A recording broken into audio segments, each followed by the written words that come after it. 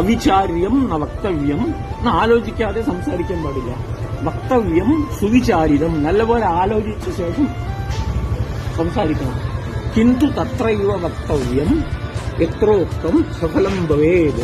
പക്ഷെ നമ്മുടെ വാക്ക് എവിടെ എടുക്കുവോ അവിടെ സംസാരിക്കാൻ പാടുള്ളൂ. നമ്മൾ എന്തെങ്കിലും സംസാരിച്ചിട്ട് അത് ആരും കേൾക്കാനില്ല, അല്ല ആരും പ്രായോഗികമാക്കാനില്ലെങ്കിൽ അതിന് വലിയ വിലയില്ല.